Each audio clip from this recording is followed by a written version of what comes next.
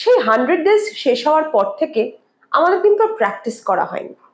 Practice session কিন্তু খুব গুরুত্বপূর্ণ ইংরেজিতে কথা বলতে গেলে, কারণ একটা রেগুলার অভ্যেস তৈরি হয়, একটা হ্যাবিট তৈরি হয়, এবং সেই হ্যাবিটটা থেকেই কিন্তু ফ্লুয়েন্ট ইংরেজি বলা শুরু হয়। আজকে চলো আমরা একটা প্র্যাকটিস সেশন করি, যেরকম আমরা আগে করতাম র্যান্ডম প্র্যাকটিস সেশন।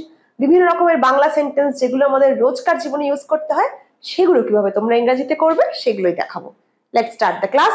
যারা আমাকে প্রথমবার দেখছো, তোমাদের কাজ কি? সাবস্ক্রাইব করে নাও চ্যানেলটা, ভিডিওটা লাইক করবে, শেয়ার করো অবশ্যই, আর অবশ্যই কমেন্টে জানিও কেমন লাগছে।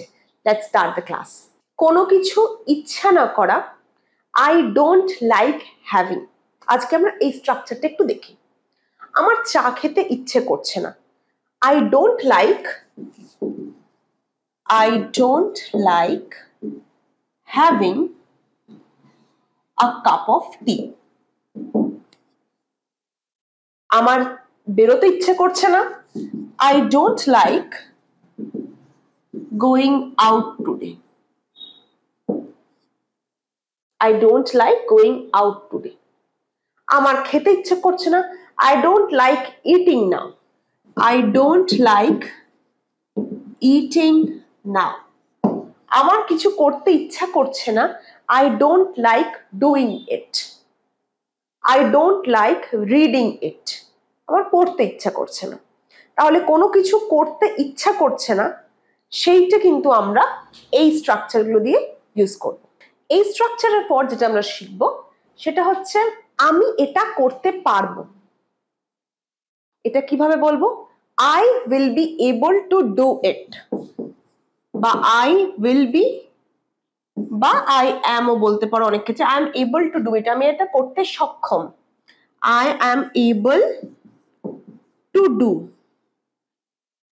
ডু এর বদলে to write, to read, to finish, যে কোনো কিছু বলতে পারো। যেমন আমি লিখতে পারবো, I am able to write it. আমি এটা বলতে পারবো, আই এম এবল টু সে ইট। আমি এই কাজটা শেষ করতে পারবো, I am able to finish it. তাহলে আই অ্যাম এবল টু, তারপরে তোমরা যে যার মতো ভার্বটা বসাতে পারবে সেই কাজটা করার কথা বলার জন্য। এটাকে যদি প্রশ্ন করি, তুমি কি এটা করতে পারবে, কিভাবে বলবো? Will you be able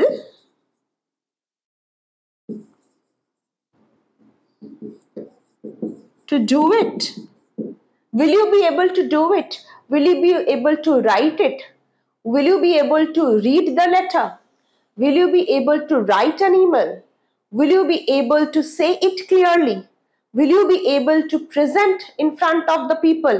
Will you be able to say it aloud? তুমি কি এটা জোরে বলতে পারবে? তুমি কি লোকের সামনে প্রেজেন্ট করতে পারবে? তুমি কি সত্যিটা বলতে পারবে? Will you be able to tell the truth? Will you be able to tell the truth? তুমি কি সত্যিটা বলতে পারবে? তুমি কি ছবিটা আঁকতে পারবে? Will you be able to sketch this?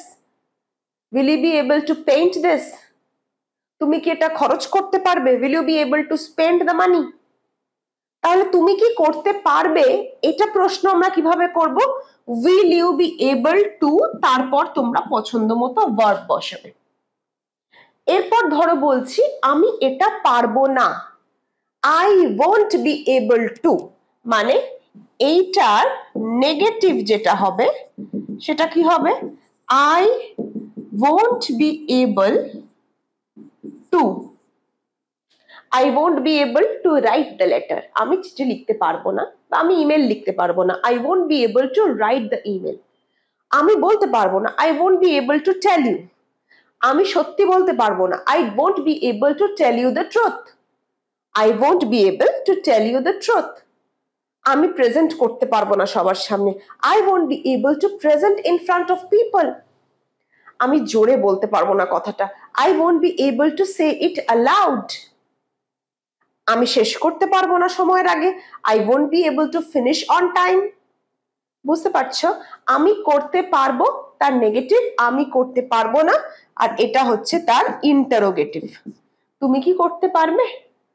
তাহলে আমরা কতগুলো স্ট্রাকচার শিখে নিলাম এবং একটা স্ট্রাকচারকে বেস করে জাস্ট ভার্বটা পাল্টে আমরা কতগুলো সেন্টেন্স তৈরি করতে পারছি। এই জন্যই তো প্র্যাকটিস সেশনগুলো দরকার। আর তোমাদের করতে হবে সময় ধরে বাড়িতে প্র্যাকটিস। যে প্র্যাকটিসগুলো আমরা করলাম, যে স্ট্রাকচারগুলো, এগুলো বাড়িতে 10 থেকে 15 মিনিট তোমরা কি করবে, বিভিন্ন ভার্ব দিয়ে চেষ্টা করবে।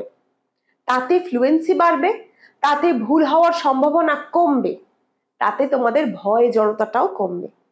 যদি ভালো লাগে আজকের ক্লাসটা, চটপট এখনই একটা লাইক করে নাও, লিঙ্কটা বন্ধুদের সাথে শেয়ার করে দাও। তোমাদের একটা লাইক আমাকে প্রচন্ড মোটিভেট করে তোমাদের জন্য নতুন নতুন স্ট্রাকচার, সহজভাবে ইংরেজি শেখানোর পদ্ধতি নিয়ে আসার জন্য। So let's continue the class. এরপর তুমি বলতে চাইছো যে আমার কাজটা করায় কোনো সমস্যা নেই, আমার পড়াশোনা করায় কোনো সমস্যা নেই, রান্না করায় কোনো সমস্যা নেই। এই কোনো সমস্যা নেই, এটাকে আমরা ইংরেজিতে একটা স্ট্রাকচার শিখে নেব। তাহলে আবারও সেই স্ট্রাকচারটা বেস করে তোমরা অনেকগুলো সেন্টেন্স করে ফেলতে পারবে। কি সেই structure? There is no difficulty. There is no difficulty in.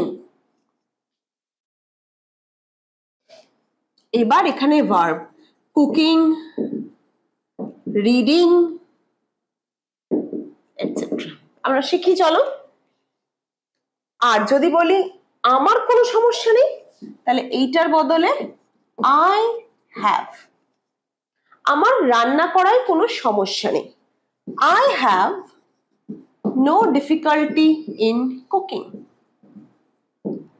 I have no difficulty in writing। আমার লেখায় কোনো সমস্যা নেই, আমার কাজটা করায় কোনো সমস্যা নেই, I have no difficulty in doing the work। আমার কাজটা সময় শেষ করায় কোনো সমস্যা নেই, I have no difficulty in finishing বা in completing the work on time। বুঝতে পারছো? একটা structure, there is no difficulty বা I have no difficulty, একটা স্ট্রাকচার দিয়ে তোমরা কত সেন্টেন্স করে ফেলতে পারছো নিজের মতো করে। এবং সেই সেন্টেন্স গুলো ঠিক হচ্ছে কিনা এগুলো দেখার উপায় কমেন্ট বক্স। তোমরা চটপট কমেন্টে তোমরা যে সেন্টেন্স গুলো বাড়িতে প্র্যাকটিস করছো বা ভাবছো এটা বলবে, সেটা ঠিক হচ্ছে কিনা কমেন্টে জানিও। আমি সঙ্গে সঙ্গে বা কিছুদিনের মধ্যে রিপ্লাই দিয়ে দিই যে তোমাদের এই প্র্যাকটিস গুলো ঠিক হচ্ছে কিনা। তাই ভালোভাবে ইংরেজি শিখতে গেলে কিন্তু কনভারসেশন করতে হবে, আর আমাদের কনভারসেশনের একটাই উপায় কমেন্ট বক্স। কেমন লাগছে ভিডিও জানিও সেই কমেন্ট বক্সে, লাইক করো ভিডিওটা, শেয়ার করো লিঙ্কটা বন্ধুদের সাথে। দেখা হচ্ছে পরের একটা ক্লাসে।